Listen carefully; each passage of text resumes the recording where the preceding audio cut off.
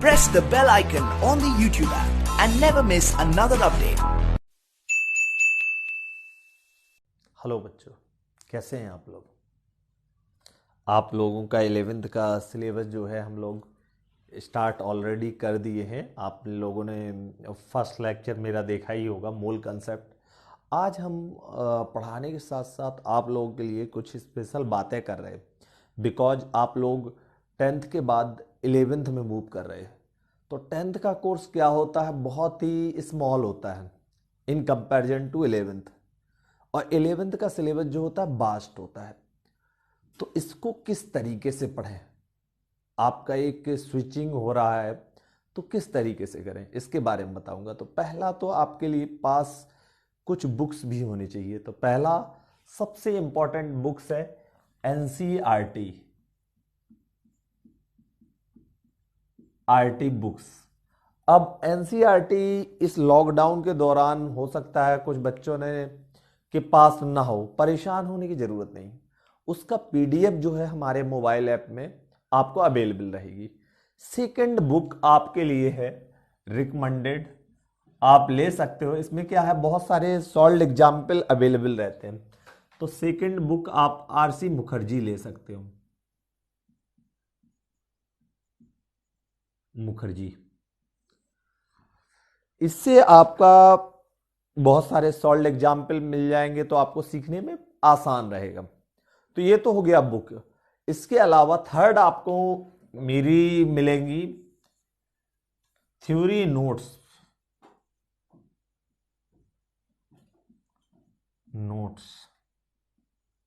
And magic DPP. ये जो आपके लिए दो चीजें मैं बता दे रहा हूं, ये मस्ट है। पहला और थर्ड ये मस्ट की कैटेगरी में है। ये तो आपको करना ही करना है, ये बुक नहीं है, चल जाएगा काम।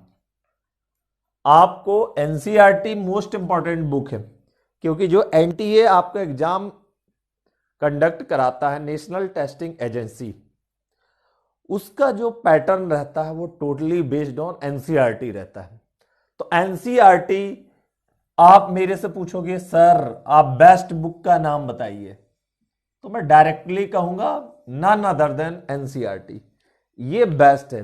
यदि ये कोई कंप्लीट कर लेता है तो उसके लिए स्कूल आपके जेईई मेन, एडवांस और नीट एग्जाम कंप्लीटली अच्छे से हो जाता है। अदर बुक इसलिए हम पढ़ते हैं क्योंकि हमें टॉप रैंक चाहिए, कुछ अच्छा करना है, तब हमें आगे जाना है। और जो चीज एनसीईआरटी में नहीं प्रेजेंट है वो मेरे नोट्स में कुछ एक्स्ट्रा थ्योरी भी रहेंगे, कुछ एक्स्ट्रा कंसेप्ट रहेंगे, कुछ इंपॉर्टेंट क्वेश्चंस हमारी डीपीपी में रहेंगे, क्वेश्चन बैंक्स में रहेंगे। क्वेश्चन बैंक भी हम आपको प्रोवाइड करेंगे। इसके लिए आप लोगों को हमारा मोबाइल ऐप डाउनलोड करना पड़ेगा, जो आपको दिया रहेगा डिस्क्रिप्शन बॉक्स में, लिंक दी रही होगी, आप डाउनलोड कर लीजिए। डाउनलोड करने के फायदे क्या हैं पहले मैं बता दूं। पहला फायदा आपको, फर्स्ट बेनिफिट है कि आप लोगों को जैसे ही मैजिक डीपीपी अपलोड होगी, हमारे मोबाइल ऐप में अपलोड होगी, आपको तुरंत एक्सेस मिल जाएगा और तुरंत मालूम, आपका नोटिफिकेशन आ जाएगा। जैसे ही अपलोड होगा सबसे पहले आपके पास नोटिफिकेशन जाएगा, तो आप तुरंत एक्सेस कर पाएंगे। दूसरा चीज, उसमें आपके लिए फैसिलिटी अवेलेबल है कि डायरेक्टली आप हमसे चैट कर सकते हैं एट एनी टाइम। आपका कोई डाउट है, क्यूरीज है, और बहुत सारे वीडियो लेक्चर आपके डीपीपी के प्लस क्वेश्चन बैंक के सॉल्व एग्जाम्पल का वीडियो सॉल्यूशन हमारे द्वारा बनाया हुआ उसमें अपलोडेड रहेगा। तो एट एनी टाइम आप उसका सॉल्यूशन, वीडियो सॉल्यूशन एक्सेस कर सकते हो। ये एक बेनिफिट रहेगा। तीसरा बेनिफिट, क्वेश्चन बैंक मिलेगा, आप ले सकते हो, थ्योरी नोट्स रहेंगे। पांचवा, आपको असाइनमेंट असाइन किए जाएंगे। आप उन असाइनमेंट को with in A time limit आपको करना पड़ेगा। आपके ऊपर एक रहेगा कि ये असाइनमेंट हमको सर ने दिया है और सर ने हमें 2 डेज का टाइम दिया है, तो आप 2 डेज के अंदर उन असाइनमेंट को सबमिट करने के लिए बाध्य होगे। तो एक गोल होता है हमारी लाइफ में, गोल का होना बहुत जरूरी है, क्योंकि जब हमारी लाइफ में एक गोल होता है और टाइम लिमिट होती है तो हमें मेहनत करने की, उस गोल की तरफ प्रेरणा मिलती है, जिसके कारण हम उसकी तरफ आगे बढ़ते हैं और फोकस्ड होते हैं। क्लियर? तो ये आपकी मदद करेगा। अगला तीसरा इंपॉर्टेंट, आप लोगों के ग्रुप्स बनेंगे आपके रैंक के अकॉर्डिंग, तो आप लोगों आपस में भी ग्रुप डिस्कशन कर सकते हो और उसमें आपके मेंटर्स भी अवेलेबल रहेंगे। आप सपोज दैट उस ग्रुप में किसी क्वेश्चन को दिक्कत हो रहा है तो मेंटर्स आपकी हेल्प करेंगे। ये आपके बेनिफिट्स रहेंगे। लाइव क्लासेस मिलेंगी आपको, उसके अकॉर्डिंग आपका स्पेशल आपके द्वारा दिए हुए क्वेश्चन का सॉल्यूशन मिलेगा। तो बहुत सारी ऐसी फैसिलिटी आपको अवेलेबल है जो कि आपको मोबाइल ऐप आप डाउनलोड करोगे तो आपको खुद फील होगा कि हमारा पढ़ाई का स्टैंडर्ड कितना अच्छा हो रहा है। अब आपको ये बुक्स हैं, ये सब बुक आपको खरीदने जाने की जरूरत नहीं, इन सब का पीडीएफ हमारे मोबाइल ऐप में आपको अवेलेबल होगा। अभी हम आपको लेक्चर के बारे में पढ़ाएंगे, थोड़ा सा कुछ चीजें और बताएंगे। पहले तो आपको मोटिवेटेड होना है, आपको गोल डिसाइड कर लेना है। आपको गोल डिसाइड करने का मीनिंग क्या है कि आप नीट करने वाले हैं, मेडिकल में जाने वाले हैं, इंजीनियरिंग में। सबसे पहले आप डिसीजन ले लीजिए।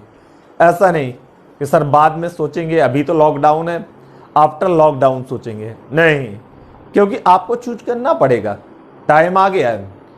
आइदर आप इंजीनियरिंग स्ट्रीम चूज करेंगे या मेडिकल, दोनों स्ट्रीम बेहतर हैं। कोई ऐसा नहीं कह सकते कि सर हम इंजीनियरिंग ही चूज करें वो बेस्ट रहेगी, हम मेडिकल चूज करें वो बेस्ट रहेगी। दोनों स्ट्रीम अपनी जगह बेस्ट हैं। जो आपका दिल चाहे वो आप चूज करिए, जिसमें आपकी चॉइस हो, जिसमें आपका इंटरेस्ट हो, वो चूज करिए। इसका बेनिफिट क्या है? आपका फिजिक्स और केमिस्ट्री सब्जेक्ट तो कॉमन है, मैथ एंड बायो। आपको यदि इंजीनियरिंग स्ट्रीम में जाना है तो मैथ चूज करना होगा, मेडिकल में जाना है तो बायो। आपका सब्जेक्ट इंपॉर्टेंट सब्जेक्ट है, उसको आपको पढ़ना पड़ेगा अभी से, आप टाइम वेस्ट नहीं कर सकते। तो आप खुद की चॉइस पे चॉइस कर लीजिए कि हमें ये लेना है और फिर आगे बढ़िए। आपका विजन क्लियर रहेगा तो आपको लक्ष्य जल्दी मिलेगा। क्लियर? और मोटिवेटेड रहिए, क्योंकि जो लोग मोटिवेटेड रहते हैं, मेहनत करते हैं, मेहनत करने वालों की कभी हार नहीं होती। तो आपको अपने गोल को डिसाइड करके मेहनत करना है, और यदि आप मेहनत करेंगे तो पक्का आप उसको अचीव करेंगे ही करेंगे। ये विश्वास होना चाहिए, खुद पे बिलीव रखिए। ओके, तो हम आज का सेशन स्टार्ट करते हैं कुछ रिवीजन के साथ। जो प्रीवियस, मैं फिर भी कहूंगा जिन बच्चों ने मेरा पहला लेक्चर नहीं देखा वो जरूर जाके देखें, उस लेक्चर के बाद इस लेक्चर को देखें, खास करके 11th क्लास स्टूडेंट। ओके, तो हम स्टार्ट करते हैं। तो पिछले लेक्चर में हमने कुछ बातें बताई थी। पहला चीज हमने बताया था, डिस्कशन किया था AMU। थोड़ा सा मैं उसको रिवाइज कर दे रहा हूं। That is known as atomic mass unit, इसको कहते हैं। और इसके बारे में मैंने बताया था 1 एटम का कितना मास होगा। इसका डेफिनेशन जान लीजिए, फिर से रिवाइज कर दे रहा हूं। 1 AMU is defined as 1/12 mass of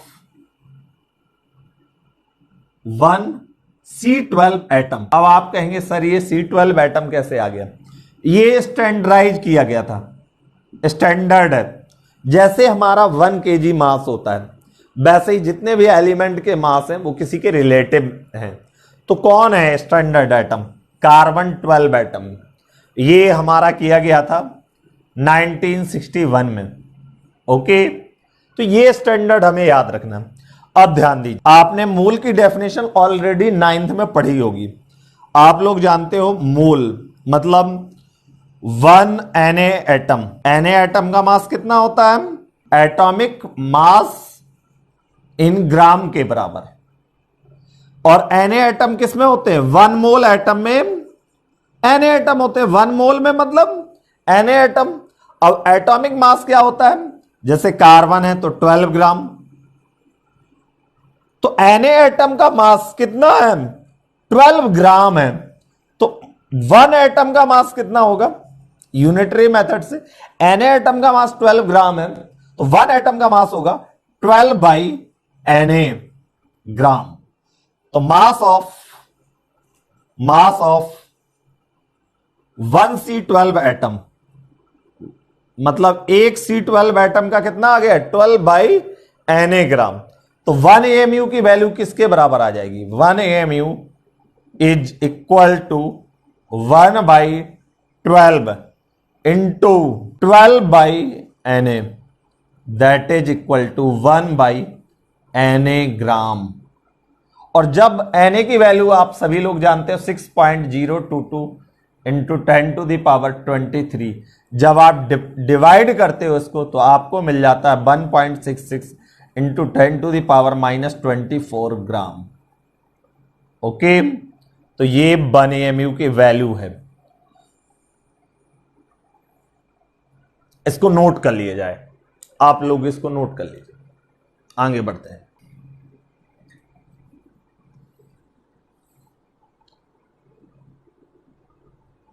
mass of, यदि हम पूछें 1 कार्बन एटम, तो आपका क्या आया था? 12 बाई Na, और 1 AMU कितना आया था आपका? 1 बाई Na ग्राम, जिसकी वैल्यू थी 1.66 इंटू 10 टू द पावर -24। अब मैं इसको कैसे लिख सकता हूं? 12 इंटू 1 बाई Na, और 1 बाई Na की वैल्यू जो होती है 1 AMU के बराबर होती है, तो मैं इसको क्या लिख सकता हूं? 12 AMU। अब ये 12 कार्बन का क्या है? एटॉमिक मास है। ये क्या है? एटॉमिक मास इन AMU। क्या रिप्रेजेंट करता है? मास ऑफ 1 कार्बन एटम। क्लियर? तो हम कहेंगे सिमिलर किसी भी एटम के लिए मास ऑफ 1 एटम, ये एक हमारा ट्रिक बन गया। अब जैसे हम कहें मास ऑफ 1 ऑक्सीजन एटम, तो आप कितना कहेंगे? 16 AMU। Mass of 1 nitrogen atom, तो आप क्या कहेंगे? 14 AMU। अब हम आगे बात करते हैं, ये तो हम अच्छे तरीके से समझ गए। अब अगली बात हम बताने जा रहे हैं atomic mass, average atomic mass. तो एवरेज एटॉमिक मास के बारे में हमें जानना है। एवरेज एटॉमिक मास का कंसेप्ट कब आता है? जब एक ही एलिमेंट के बहुत सारे आइसोटोप होते हैं, तब हमें निकालने के लिए कहा जाता है एवरेज एटॉमिक मास क्या होगा। सपोज दैट क्लोरीन हम जानते हैं, क्लोरीन के कितने आइसोटोप हैं? 2 आइसोटोप हैं।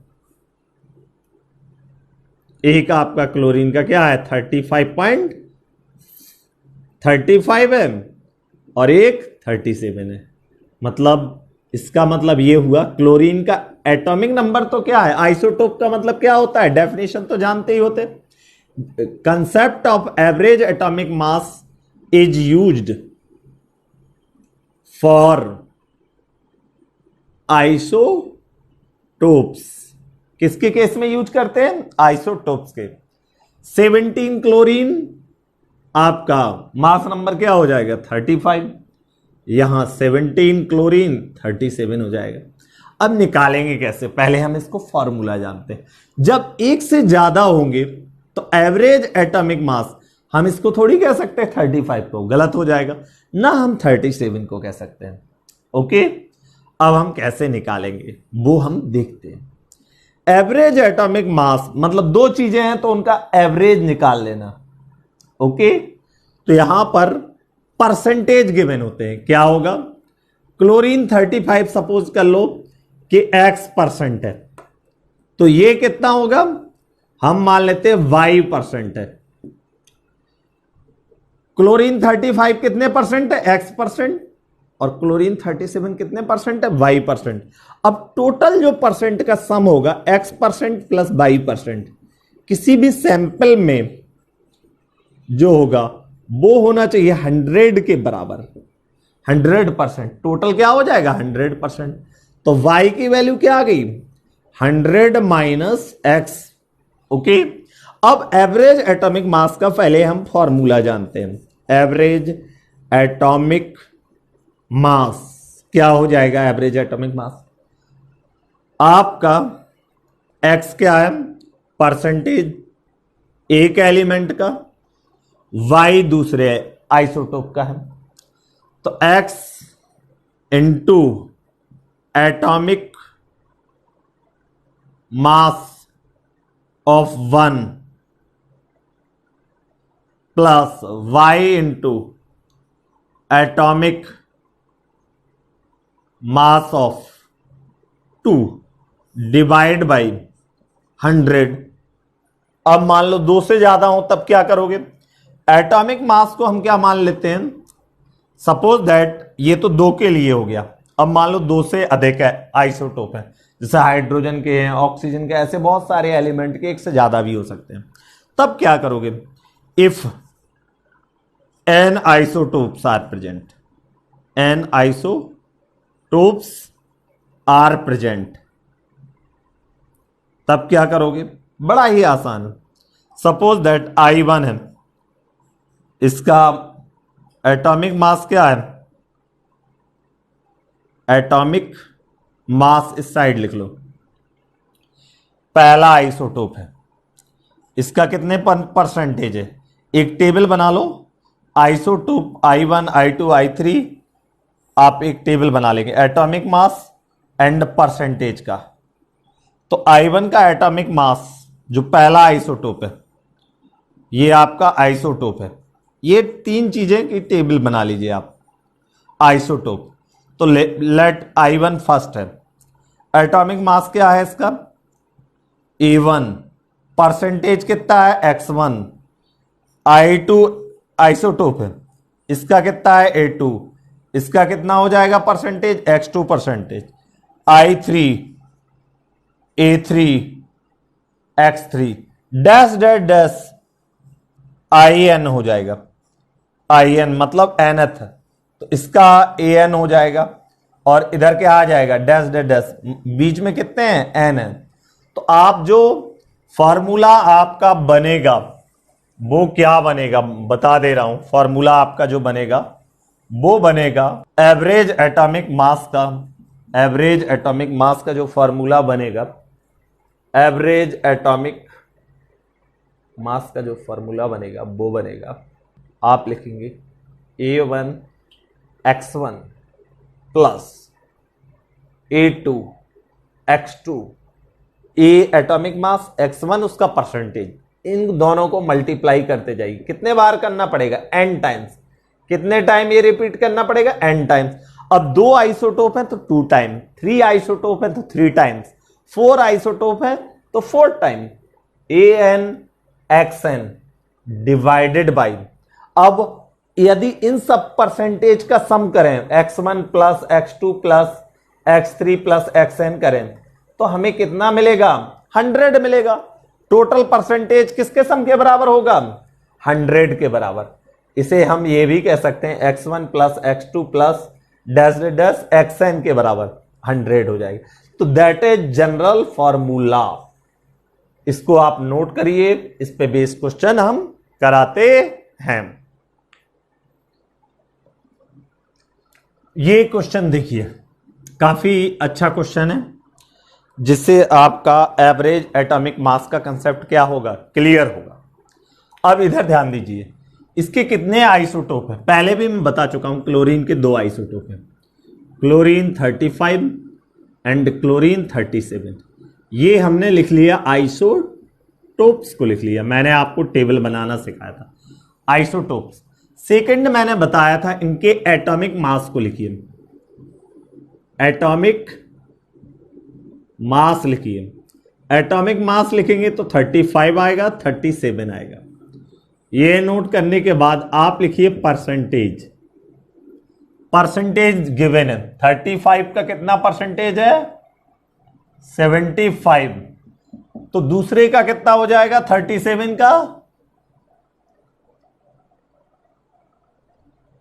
25%। अब ध्यान दीजिए, ये हो गया x1, तो ये क्या हो जाएगा? x2 percentage. अब ये हो गया A1, तो ये क्या हो जाएगा बच्चों? A2 हो जाएगा। ओके, अब आपका एवरेज एटॉमिक मास का फॉर्मूला लगाइए। एवरेज एटॉमिक मास, क्या फॉर्मूला बनेगा? A1 x1, दो है तो फॉर्मूला खुद से बनाइए, दो है तो दो बार सम होगा। A2 x2, नीचे हमेशा कितना आएगा? 100 आएगा। अब ध्यान दीजिए, A1 मतलब 35 into x1 75 plus 37 into 25 by 100। जब आप एडिशन करके डिवाइड करेंगे देन यू विल गेट 35.5। ये आपका average atomic mass of chlorine sample हो गया। क्या आंसर आ गया? 35.5। आप कैलकुलेट कर लीजिए, आपका answer B is the right choice. ये तो क्लोरीन के लिए हो गए। अब अदर कौन कौन आइसोटोप होते हैं, कुछ जानकारी दे रहा हूं। कार्बन के दो होते हैं, कार्बन 12 होता है, कार्बन 14 होता है। ऑक्सीजन के दो होते हैं, ऑक्सीजन 16 होता है, ऑक्सीजन जो है 18 होता है। आपका इसके अलावा हाइड्रोजन के होते हैं, हाइड्रोजन के 3 होते हैं। 1H1 प्रोटियम कहते हैं, 1H2 ड्यूटेरियम कहते हैं, ड्यूटेरियम। 1H3 ट्राइटियम कहते हैं।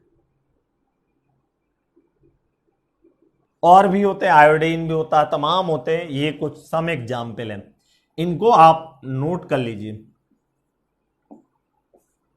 Note it down.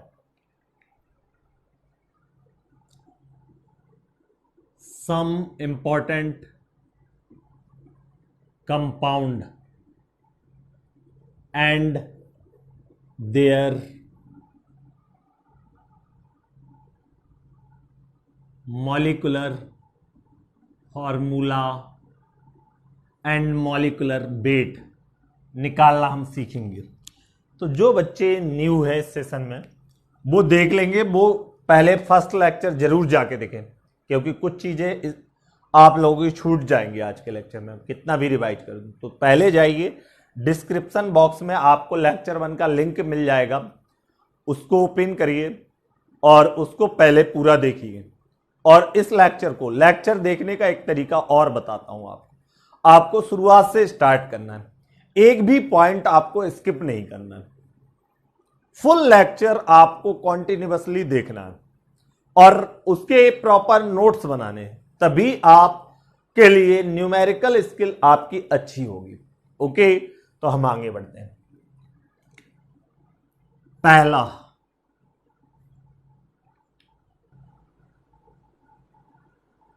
Lean, acetylene. बहुत सारे बच्चों को इसका फॉर्मूला नहीं मालूम रहता है एसिटिलीन का। तो एसिटिलीन का फॉर्मूला होता है C2H2।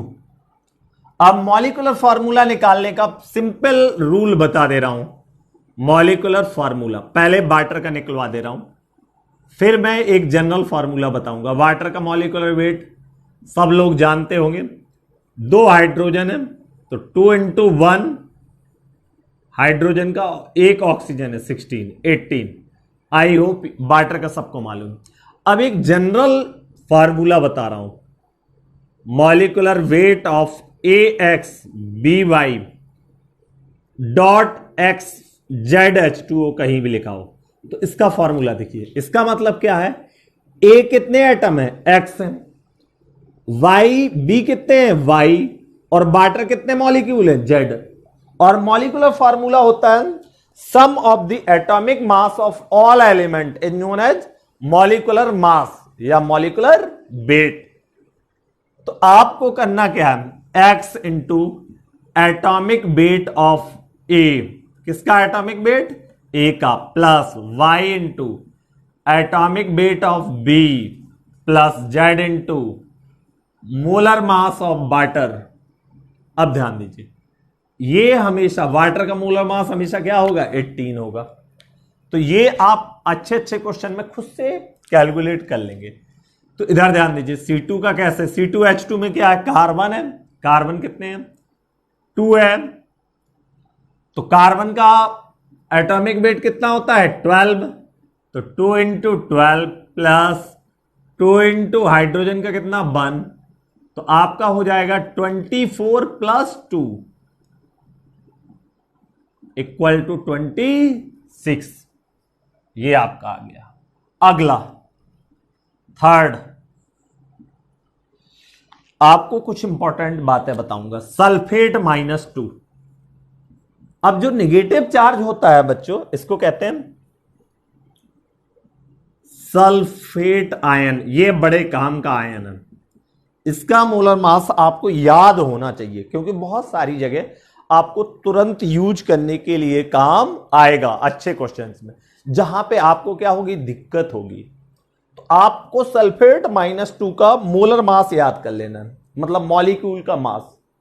तो इसका मॉलिक्यूलर मास निकालने का तरीका बड़ा ही आसान है। मॉलिक्यूलर मास कितना हो जाएगा, अब देखिएगा, मैं इसकी कुछ ट्रिक्स और टिप्स भी आपको बताऊंगा यदि आप याद रखते हो।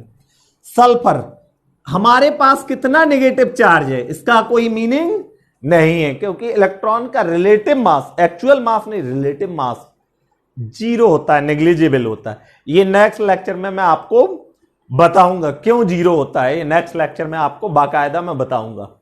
ओके, तो इधर ध्यान दीजिए, सल्फर 1 है, सल्फर कितना है, 1, और ऑक्सीजन कितने हैं, 4।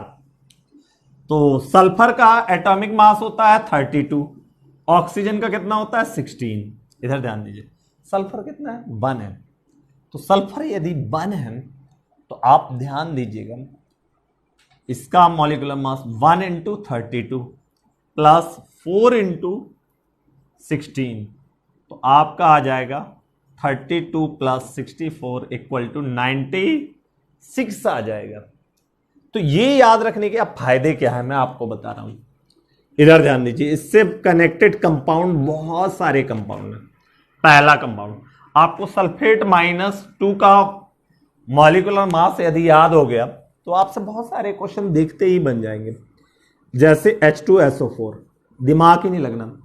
SO4 का हमें पता है 2 हाइड्रोजन है बस, तो 2 प्लस 96 98, इसको क्या कहते हैं बच्चों, जानते होंगे, सल्फ्यूरिक एसिड कहते हैं, सल्फ्यूरिक एसिड। आपसे पूछा जाएगा कैल्शियम सल्फेट का, कैल्शियम का कितना होता है, 40 होता है, कैल्शियम सल्फेट, इसका कैल्शियम का कितना हो गया, 40 प्लस 96। तुरंत आप बता सकते हैं सर 136। देखा आंसर, आपसे पूछ दिया जाएगा calcium sulphate .2H2O, calcium sulphate .2H2O का कितना होगा आपका, तो आप तुरंत बता सकते हैं सर कैल्शियम सल्फेट का कितना हो गया, 136, डायरेक्ट निकल गया, प्लस 2 इंटू 18 36, मतलब इक्वल टू 172। इसके अलावा बहुत सारे सल्फेट आयन होते हैं, एज एन एग्जाम्पल में लिख दे रहा हूं, खुद से कैलकुलेट करिए। Na2SO4, K2SO4,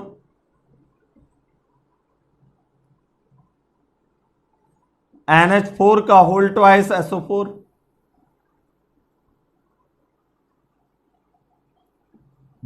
BaSO4, ETC, इतने सारे सल्फेट कंपाउंड बनते हैं, तो सल्फेट एक बहुत ही इंपॉर्टेंट है। तो मैं आपसे यही कहूंगा कि सल्फेट का मोलर मास आप याद कर लीजिए, जिससे आपके कुछ क्वेश्चंस क्या होंगे, फास्ट वे में मोलिकुलर वेट निकलेगा। जब फास्ट वे में मॉलिकुलर वेट निकलेगा तो आपसे मोल भी बहुत फास्ट निकलेगा। अब अगला मैं रिमेंबर कराने वाला हूं साइनाइड आयन का, क्योंकि ये भी बहुत यूजफुल है। Cn माइनस, आप कहेंगे सर क्यों, इसको हम कहते हैं साइनाइड आयन। आप इसको कैसे करेंगे बता रहा हूं, ये इंपॉर्टेंट ट्रिक्स है मॉलिक्यूलर वेट की। अब कार्बन का कितना होता है ये आपको याद कर लेना है, ऐसे नहीं कि सर हम एग्जाम में निकाल लेंगे। इसके बेनिफिट हैं, अच्छे अच्छे क्वेश्चन में बेनिफिट है, देखोगे तुरंत टिक लगाओगे। आपका कार्बन का कितना हो गया 12, नाइट्रोजन का कितना हो गया 14, एक एक 1 इंटू 1 इंटू, तो आपका टोटल कितना आ गया 26। अब आप कहेंगे सर कैसे, बता रहा हूं। जैसे पहला कंपाउंड है K4FeCN6, एक मिनट के लिए पहुंच गए, K4FeCN6 पोटेशियम फेरोसाइनाइड, इसको कहते हैं पोटेशियम फेरोसाइनाइड कहते हैं। इधर ध्यान दीजिए, पोटेशियम का एटॉमिक वेट होता है 39 होता है, आयरन का होता है आपका 56, बाकी हमें सब मालूम, ये दो मालूम होने चाहिए। तो इसका मॉलिक्यूलर वेट हम निकालते हैं, तो कितने पोटेशियम है 4 इंटू 39 प्लस आयरन कितना है 1 इंटू 56 प्लस साइनाइड आयन कितने हैं 6 इंटू 26, तो कितना आ गया आपका, कैलकुलेट करिए 39 इंटू 4 कर लीजिए, ये आपका कितना आ जाएगा 156 आ जाएगा प्लस 56, और ये कितना हो जाएगा आपका 156, तो आपका कितना आ गया 368, ये आपका 368 आ जाएगा। बड़े ही इजीली हमने क्या कर लिया, कैलकुलेट कर लिया। अब और सम इंपॉर्टेंट आयन है, इनको भी नोट कर लीजिए आप, बहुत ही इंपॉर्टेंट है, ये बहुत काम की है। जैसे अभी अदर एग्जाम्पल दे दे रहा हूं, NaCN, comma KCN, comma NH4CN,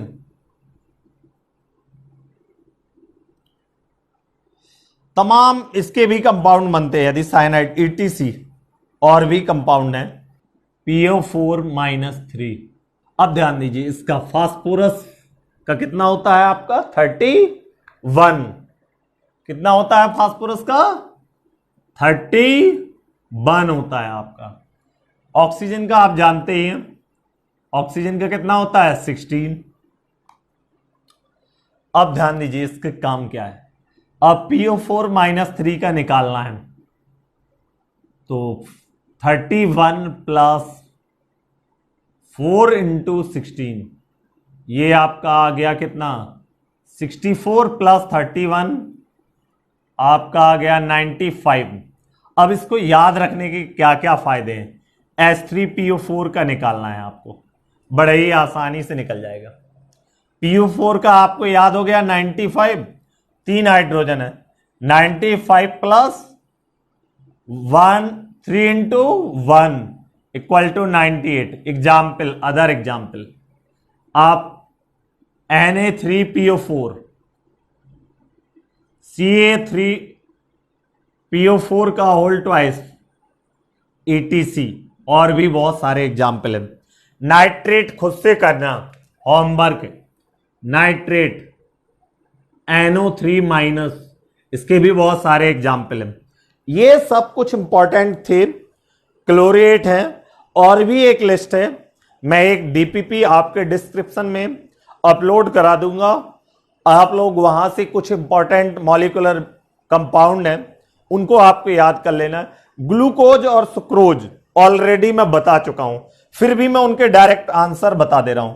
glucose खुद से कैलकुलेट करिए, C6H12O6, इसे क्या कहते हैं हम?